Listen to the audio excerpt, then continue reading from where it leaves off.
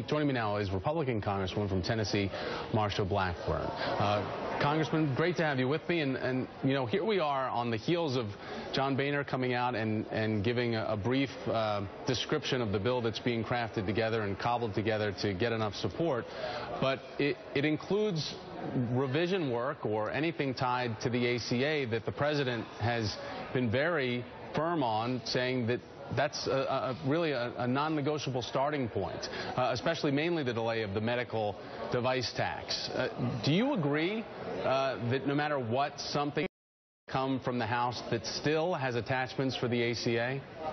Well, I think that one of the things that we're looking at is the fact that the House is the one who continues to pass bills and send to the Senate and continue to invite the President and the Senate to the negotiating table so we can address this. We have been doing that for months and weeks and days and even years when you look at the fact that we're the ones that continue to pass the budget. But nevertheless, we do find ourselves at another deadline, this dealing with the debt ceiling.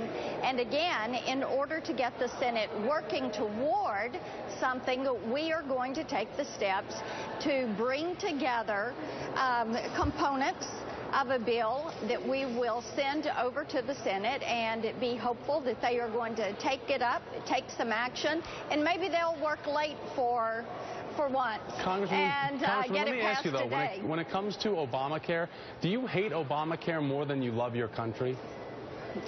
I got to tell you something. I think that comments like that you are making are just incredibly inappropriate.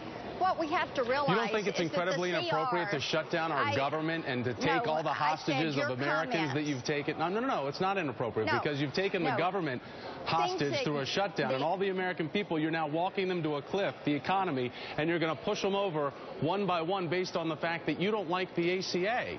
That's all it is. You don't like the Affordable Care Act. Listen to yourself. We didn't want a government shutdown. Just listen to the way you're sounding. My goodness. We didn't want a government shutdown. We don't want a government default. Really? We in the House because are on August the 6th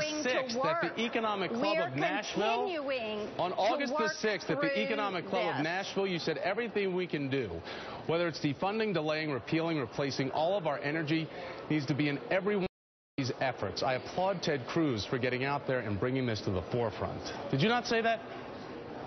Those are comments that I did make to the Economic Club, and let me tell you why. So you have been planning a shutdown since August. No, not at all. Not at all. What you are doing is so inappropriate. We didn't want to shut down.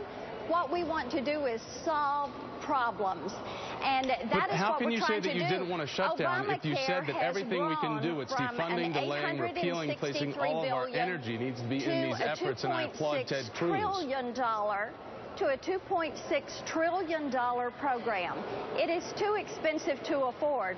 We know from history. You can look at what happened in Tennessee with TennCare, and you can look at how this affected our state. And by the way, it was a Democrat governor who had to come in and reshape that program. What we're saying is, let's learn from the mistakes of the past. Let's look at things that are lessons learned. But haven't you heard from Tennessee Senator Bob Corker calling this silly and self-defeating, all the effort that's being placed into the efforts to try to do something with Obamacare based on closing off the government and then trying to push us against the default? I got to tell you, it is not House Republicans that wanted a government shutdown. You know as well as I do that the President and Leader Reid are the ones that were pushing for a shutdown. Everybody is aware of that at this point in time. What we are seeking to do is to solve the problem. Congresswoman, let me ask you to stand by real quickly. $2 billion Congresswoman, let me ask you to stand by. Nancy Pelosi is speaking. Stand by, please.